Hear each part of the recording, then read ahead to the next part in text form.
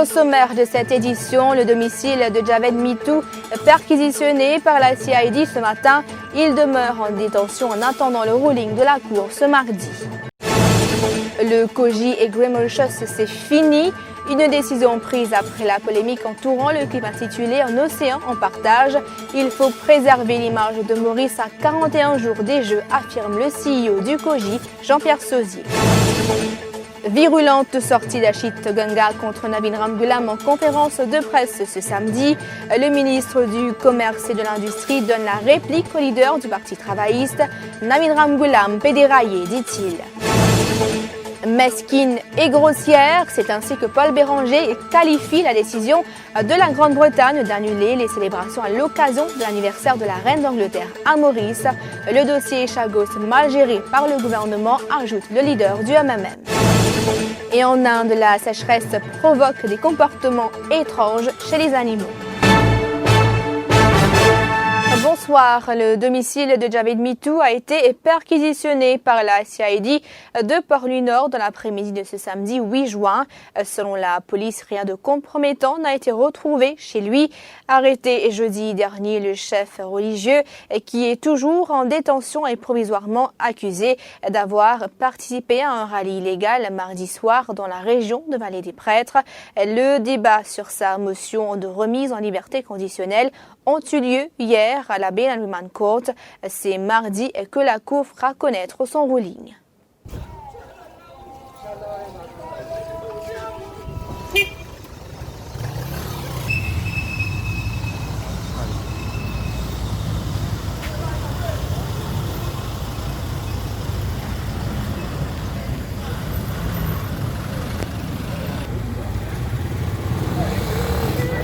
La décision est tombée. Le Koji et Grimmelschutz se séparent d'un commun accord après les allégations de plagiat concernant la vidéo promotionnelle des Jeux des îles de l'océan Indien 2019.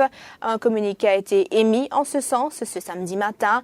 Jean-Pierre Sauzet, le CEO du Koji, a souligné qu'il est important de préserver l'image de Maurice et de rétablir la ferveur patriotique à 41 jours des Jeux. Ce dernier qui affirme que la 10e édition des JIOI sera l'une des meilleures de notre histoire malgré cet incident. Aujourd'hui, nous avons décidé d'un commun accord, comme cela a été dit dans le communiqué, de nous séparer. Le Koji a évolué sur une base très précise à enquêter. Nous avons rencontré l'agence en pas moins de 3 occasions sur les 2 dernières semaines passées, ce qui explique peut-être un petit peu le temps à prendre notre décision, mais we didn't want to leave any stone unturned.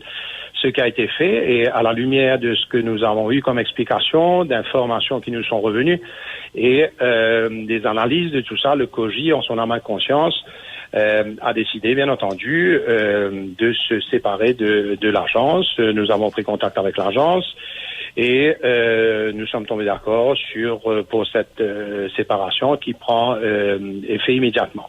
La State Trading Corporation a juré un affidavit qui sera envoyé à ses conseillers légaux en Inde. Une annonce du ministre de l'Industrie et du Commerce, Achit Ganga, qui était en conférence de presse ce samedi. Une démarche qui fait suite à la décision de la Cour suprême de l'Inde et qui a demandé à la STC de donner une garantie bancaire à la compagnie Betamax. Achit Ganga a également donné la réplique à Navin Ramgoolam en précisant que le leader du Parti travailliste défend l'indéfendable. Ramgoolam peut continuer à défendre et de venir donner un argument bancal. Je me pose la question, est-ce qu'il peut agir comme un agent de Betamax? Hier, M. Navin Chandra Ramgoolam vient confirmer que c'est le Conseil des ministres sous sa présidence qui te donne seul accord pour allouer sa contrat là, le 15 ans. C'est le gouvernement Ramgoolam qui finit les pièces TC avec Betamax pour 15 ans. Mesquin et grossière, c'est en ces mots que Paul Béranger a qualifié la décision de la Grande-Bretagne d'annuler les célébrations à l'occasion de l'anniversaire de la reine d'Angleterre mardi dernier. Le leader des Mauves qui a souligné que le dossier Chagos est mal géré. Paul Béranger parle d'un ministère des Affaires étrangères quasi inexistant, surtout après la démission de Vishnu Lakshminarayalu. Ces derniers jours, la décision de la Grande-Bretagne d'annuler la fête nationale qui coïncide avec l'anniversaire de la reine, d'annuler donc la fête nationale. Alors qu'il y a une carte d'invitation et tout fini à mettre, mais cette décision-là, c'est une décision mesquin et grossier. Rude, comme dit en anglais, most rude. Moving seulement le gouvernement Maurice. Il semblait, sorry, moi j'ai oublié de dire ça, mais il semblait que sa décision concernant Maurice, il semblait que c'était une décision du ministre des Affaires étrangères, qu'il y a une décision du ministre des Affaires étrangères, Jeremy Hunt, lui-même. Et ça même, Jeremy Hunt, qui parmi les trois, qui peut galoper du vent pour succéder à Theresa May. Moi, je condamne à nouveau, une fois de plus, la Grande-Bretagne, mais je tenir à condamner aussi le gouvernement de Maurice pour cette façon qu'il peut faire, la façon qu'il peut handle les affaires étrangères. Une marche pacifique pour réclamer la légalisation du cannabis médical à Maurice s'est tenue dans les rues de Port-Louis ce samedi à la mi-journée. Une initiative du collectif 420. Le but étant de réclamer la légalisation du cannabis médical avant les élections générales. Jamil Pirali du collectif 420 a ainsi demandé au Premier ministre de changer sa position sur ce dossier. Legalize it, yeah, yeah, that's the best thing you can do. Legalize it. Nous soutenir le gouvernement et nous demandons le gouvernement légalise le cannabis médical avant les élections. Pas après, pas l'opposition qui veut faire ça après pour avoir une numéro d'un comité. Je demande au Premier ministre, sans opposition, il va amener une nouvelle ère.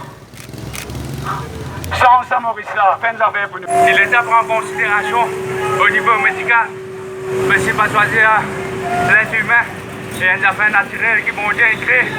Mais si on trouve ce problème-là, on dit le bon Dieu direct, demande bon Dieu pour qu'il cause, qu'il raison, qu'il mette ça dans la terre pour prendre en considération du monde, pour donner une bonne cause et une bonne ce médical pour l'être humain prend en considération et en pratique pour médical humain. L'actualité à l'étranger, rixe entre singes, tigres dans des villages. En Inde, face à la sécheresse et aux températures extrêmes, les animaux multiplient les comportements inhabituels, rapportent ce samedi des médias locaux.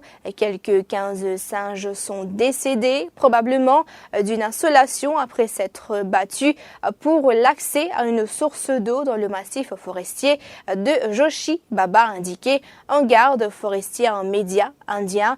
Selon des médias, des tigres auraient également quitté les réserves forestières qu'ils habitent pour aller chercher de l'eau dans les villages, semant la panique. Fin de ce journal, merci de l'avoir suivi et comme vous le savez, l'info continue sur le www.defimedia.info.